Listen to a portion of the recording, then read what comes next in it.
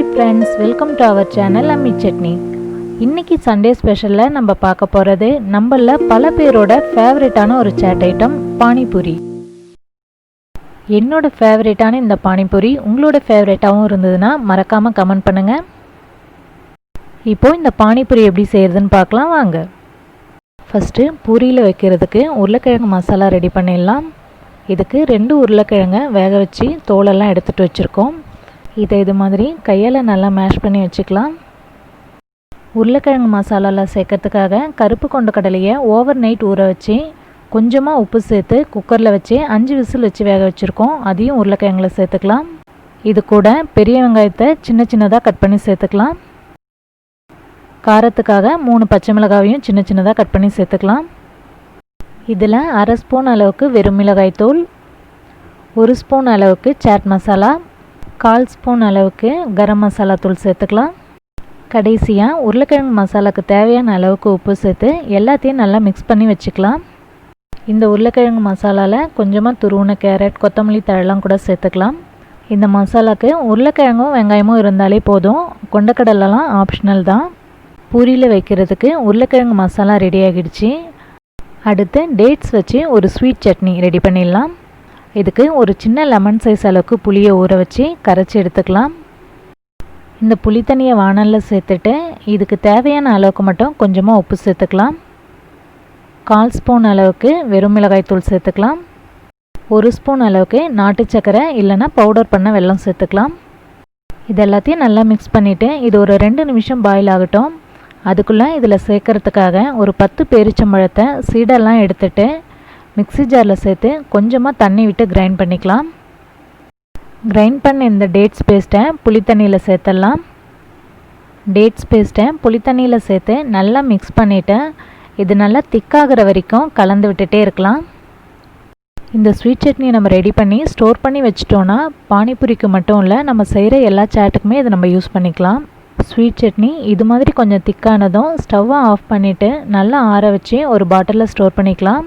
இது ஃப்ரிட்ஜில் வச்சு 2 வீக்ஸ் வரைக்கும் கூட நம்ம யூஸ் பண்ணிக்கலாம். இப்போ நம்ம பானிபூரிக்கு தேவையான பானி ரெடி பண்ணிடலாம். இதுக்கு 1 கை அளவுக்கு புதினா, 1 கை அளவுக்கு கொத்தமல்லி தழை, காரத்துக்காக 2 பச்சை மிளகாய் சேர்த்துக்கலாம். இது கூட ஒரு துண்டு இஞ்சியும் சேர்த்து கொஞ்சமாக தண்ணி விட்டு கிரைண்ட் பண்ணி எடுத்துக்கலாம். அரைச்ச இந்த பேஸ்ட்டை ஒரு பவுலில் மாற்றிக்கலாம். இதில் தேவையான அளவுக்கு உப்பு சேர்த்துக்கலாம். 1/2 ஸ்பூன் அளவுக்கு வெறும் மிளகாய் தூள், 1 ஸ்பூன் அளவுக்கு சாட் மசாலா சேர்த்து நல்லா மிக்ஸ் பண்ணிக்கலாம். இது எல்லாத்தையும் மிக்ஸ் பண்ணிவிட்டு இதில் ஒரு 300 ml வரைக்கும் தண்ணி சேர்த்துக்கலாம். சரியான அளவு தண்ணி சேர்க்கும் போது தான் இந்த மசாலா பானியோட டேஸ்ட் நமக்கு பர்ஃபெக்டாக கிடைக்கும். இந்த தண்ணியில் புளிப்புக்காக லெமன் ஜூஸ் சேர்த்துக்கலாம். இதில் பாதி லெமனோட ஜூஸ் மட்டும் இப்போ சேர்த்துக்கலாம். செக் பண்ணிவிட்டு தேவைப்பட்டதுன்னா இன்னும் கொஞ்சம் சேர்த்துக்கலாம். பானிபூரிக்கு பானி ரெடி ஆகிடுச்சு. இப்போ பூரியை பொரிச்சு எடுத்துடலாம். முன்னாடிலாம் பானிபூரி செய்யணுன்னா வீட்லேயே நம்ம பூரி செய்வோம். இப்போலாம் பானிபூரி வத்தல்னு கடைகளில் இது மாதிரி ரெடிமேடாக கிடைக்கிது. இதை ஜஸ்ட் நம்ம ஃப்ரை பண்ணால் போதும், பூரி நமக்கு ரெடி ஆகிடும். இந்த பூரியை நம்ம வீட்லேயே செய்யலாம். ஆனால் கடைகளில் கிடைக்கிற ரெடிமேட் பானிபூரி வத்தல் வாங்கிட்டோன்னா எப்போல்லாம் நமக்கு பானிபூரி சாப்பிட்ணுன்னு தோணுதோ அப்போல்லாம் ஈஸியாக குயிக்காக நம்ம செஞ்சிடலாம். இன்றைக்கி நம்ம ரெடி பண்ணி வச்சுருக்கிற உருளைக்கிழங்கு மசாலாவுக்கு 25 பூரி ஃப்ரை பண்ணி வச்சுருக்கோம். இப்போ நமக்கு பூரியும் ரெடி ஆகிடுச்சு. வாங்க பானிபூரி சாப்பிட்லாம். நம்ம ரெடி பண்ணி வச்சுருக்கிற ஸ்வீட் சட்னிலேருந்து 2 ஸ்பூன் எடுத்து தண்ணியில் நல்லா மிக்ஸ் பண்ணி அதையும் நம்ம பானியாக ரெடி பண்ணிக்கலாம். அதுவும் நல்லா தித்திப்பாக நல்லா தான் இருக்கும். இப்போ நம்ம பானிபூரி செஞ்சிடலாம். பூரியில் நம்ம ரெடி பண்ணி வச்சுருக்கிற மசாலாலாம் ஸ்டஃப் பண்ணிடலாம்.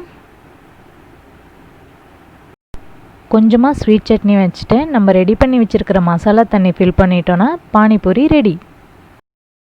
பானிபூரியை ஸ்வீட் சட்னி இல்லாமலும் நம்ம செய்யலாம். இதுக்கு உருளைக்கிழங்கு மசாலாவும் இந்த க்ரீன் சட்னி மிக்ஸ் பண்ண மசாலா தண்ணியும் இருந்தாலே போதும். இதுவுமே நல்லா தான் இருக்கும். இன்றைக்கி சண்டே ஸ்பெஷலாக நம்ம பார்த்த இந்த பானிபூரி ரெசிபி உங்கள் எல்லாருக்கும் பிடிச்சிருக்கும்னு நம்புகிறேன். நீங்களும் வீட்டில் ட்ரை பண்ணி பார்த்துட்டு எப்படி இருந்ததுன்னு மறக்காமல் கமெண்ட் பண்ணுங்கள். இந்த வீடியோவை லைக் பண்ணுங்கள், ஷேர் பண்ணுங்கள். மறக்காமல் அம்மி சட்னி சேனலை சப்ஸ்கிரைப் பண்ணி எங்களை சப்போர்ட் பண்ணுங்கள். தேங்க்யூ.